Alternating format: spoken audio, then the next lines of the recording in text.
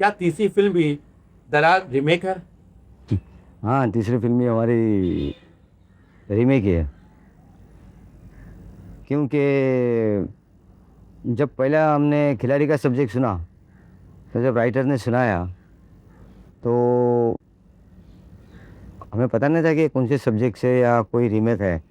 लेकिन हमको सब्जेक्ट कहानी अच्छी लगी, हमने उसके ऊपर काम शुरू किया। उसके बाद पता चला कि वो पिक्चर एक बन चुकी थी खेल खेल में, उसके ऊपर से हमने बनाई है। सेकंड सब्जेक्ट बाजीगर, जो हमको राइटर ने कहानी सुनाई, तो हमसे कहा नहीं था कि ये कोई इंग्लिश फिल्म की कहानी है। हमको कहानी सुनाई, कहानी अच्छी लगी, तो हमने उसके बाद मुझसे कहा कि ये सब्जेक्ट जो हम लोग सिलेक्ट किए, तो उन्होंने कहा कि ये कहानी एक इंग्लिश फिल्म से है, किस बिफोर डाइंग। अच्छा, रीमेक लाने इसका मतलब ये नहीं कि हम जो फिल्म बनी है सीधी उठा के ले ले। रीमेक यानी ऐसा है कि भाई एक कहीं नहीं से इंस्पायर्ड होते हैं हम।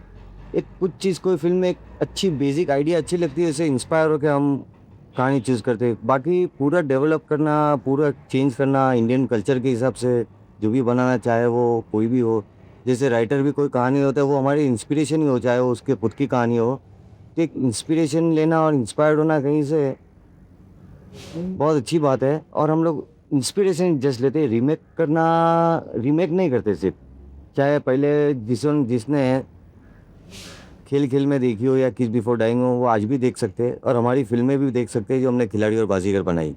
जितनी तो अगर वो कह दे कि भाई हमने रीमेक किया है, तो रीमेक नहीं किया, हम सिर्फ इंस्पायर होकर हमने हमारे हिसाब से फिल्म बनाई। अगर ये तीनों फिल्म अगर देख ले कोई भी, तीनों फिल्म के अंदर आपको कितना डिफरेंसेस लगते हैं कि अगर खेल खेल में देख ले और खिलाड़ी देख ले, अगर किस बिफोर डाइंग देख ले, बाजीगर देख ले, अगर स्लीपिंग विद द एनिमी देख ले और दरार देख ले, बहुत आपको डिफरेंसेस इसमें नज़र आएगी। और बहुत अलग पूरा दोनों तीनों सब्जेक्ट के अंदर अलग अलग हमने ट्रीटमेंट की है।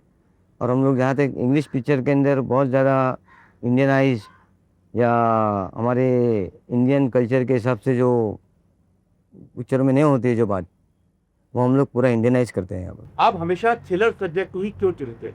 आपकी पहली दोनों फिल्में वो भी थ्रिलर था, दरार भी थ्रिलर है, इसके बारे में कुछ बताइए। क्योंकि थ्रिलर यानी एक वे ऑफ ट्रीटमेंट है। एक थ्रिलर जो फिल्म बनाते हैं उसकी ट्रीटमेंट थ्रिलर वे में करते हैं हम।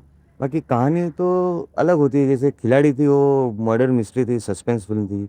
बाजीगर थी वो एक फैमिली कहानी थी, हमारे हिसाब से जो थी एक फैमिली सब्जेक्ट था। और दरार भी है, वो एक लव के बारे में है, एक ह्यूमन रिलेशन के बारे में है। लेकिन हमारी जो ट्रीटमेंट होती है वो थ्रिलर वे में होती है। ऐसा ज़रूरी नहीं है कि हम कुछ सस्पेंस या मर्डर मिस्ट्री फिल्म बना दें। एक ट्रीटमेंट से ताकि लोगों को एक एक्साइटमेंट रहे, देखने की मज़ा आए थ्रिलर फिल्मों में और अच्छा लगता है। तो चाहे सब्जेक्ट जो भी हो, चाहे हम फिल्में फीचर में भी बनाएंगे, सोशल हो या किसी भी किस्म की कहानी हो, तो हमारी ट्रीटमेंट थ्रिल वे में रहेगी। इसलिए आप लोगों को लगता है फिल्म।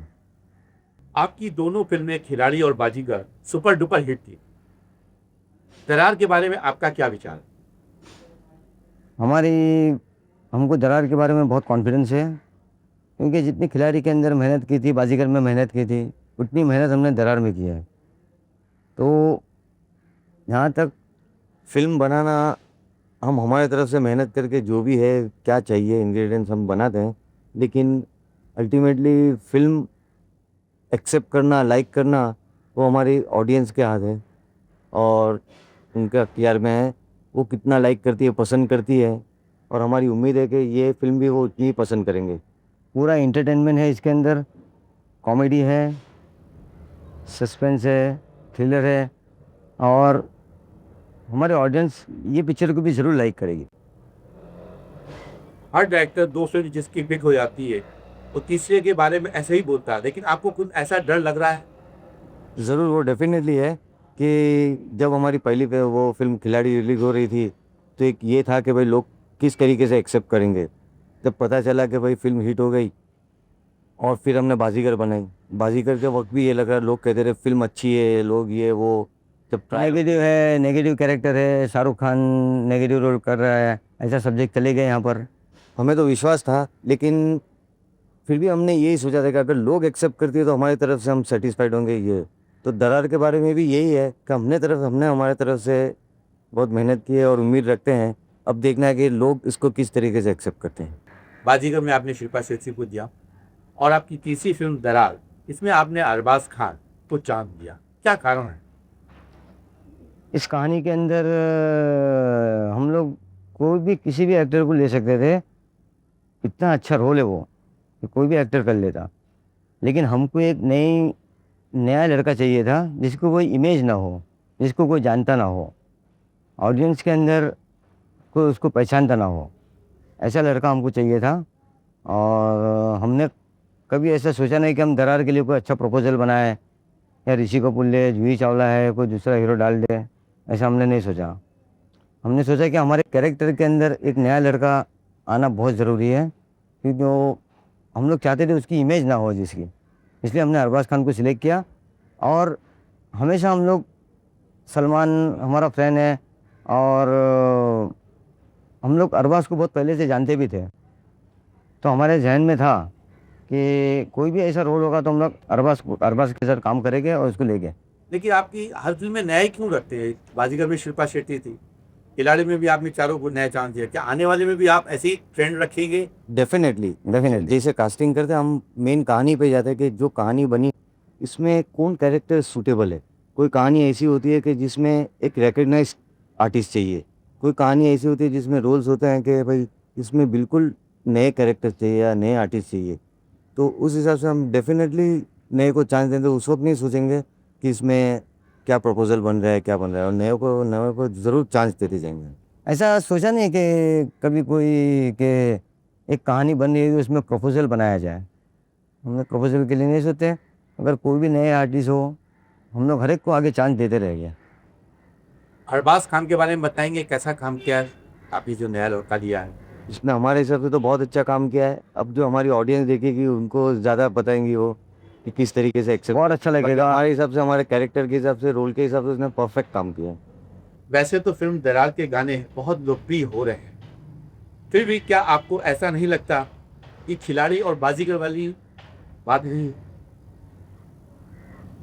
कि खिलाड़ी में जो सिचुएशंस थी, बाजीगर में जैसी सिचुएशंस थी, उस हिसाब से हमने गाने बनाए।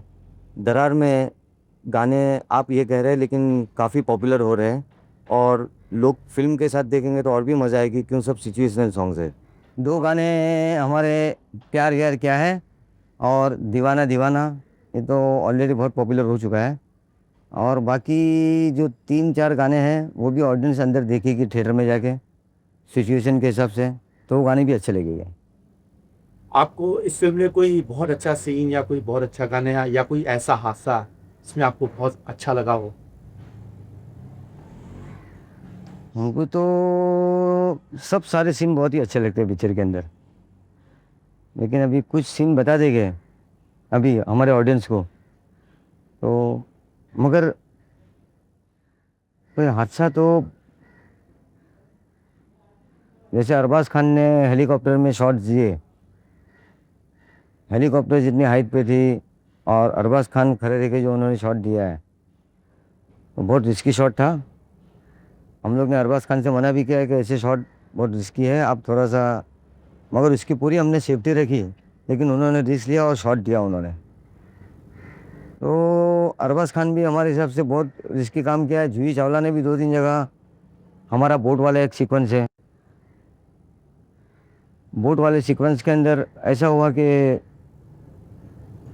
जो रेलिंग्स है, वो रेलिंग से बोट हिलाने के अंदर जूही ऊपर से गिर गई थी, और गिरने के बाद हम लोग समझे कि बहुत ज़्यादा उसको मार लगा होगा, मगर वो बच गई और कुछ उसको लगाने था और उन्होंने काम जो है फिर से काम करना चालू कर दिया। हमको लगा शूटिंग रुक जाएगी, कुछ भी होगा, लेकिन ऐसा कुछ भी हुआ नहीं। टचवुड, उनको कुछ हुआ नहीं। आप अपने आर्टिस्टों के बारे में बताइए, ऋषि जी, जूही चावला, अरबाज खान और बाकी सब लोगों ने कैसा कोऑपरेट किया आपके साथ? कॉपरेट सभी ने किया और ऋषि कपूर के बारे में तो कुछ कहना चाहिए ही नहीं क्योंकि बहुत मंजे हुए कलाकार है, बरसों से फिल्म में काम करते आए हैं, इसलिए इनके परफॉर्मेंस और उनके काम के बारे में तो हम कुछ कह ही नहीं सकते, बहुत अच्छा किया है। जूही चावला को हमारे हिसाब से लगता है कि इस फिल्म में उसने बहुत अच्छा काम किया है और she has done a marvellous job और शायद ये उसकी कैरियर का one of the best roles होगा। जूही चावला अरबाज के बारे में तो हम कह चुके हैं कि as a new person, as a introducing artist बहुत ही अच्छा काम किया है। आखिर में आपसे सवाल पूछते हैं कि आप में से अब्बास साहब कौन है और मुस्तान साहब? आप ही बताइए। मैंने सवाल आपसे पूछा है। ये अब्बास है, मैं मुस्तान हूँ। आप लोग अपना काम किस तरह से डिवाइड करते हैं? जबकि लोग डायरेक्टर एक ही होता है, तो आप लोग अपना कैसा काम डिवाइड करते हैं? दर्शकों को बताइए। हम अपने आप को दो समझते हैं, समझते हम एक ही लोग हैं, हम भाई हैं हम लोग। और डिवाइड है ना, हम सब पहले होमवर्क करके जाते हैं, प्रिपरेशन करके जाते हैं और हमारे में ईगो नहीं है कोई। भाई है, हम भाई से ज़्यादा बढ़कर दोस्त हैं और जो काम करते हैं तो ऐसा लगता है कि भाई सब होमवर्क करके जाते हैं और प्रिपेयर्ड होके जाते हैं ताकि जो इनसे पूछे या मुझे पूछे तो एक ही जवाब रहता है। Okay, thank you very much, wish you all the success, you earn hattrick. इंशाल्लाह ज़रूर, इंशाल्लाह, थैंक यू।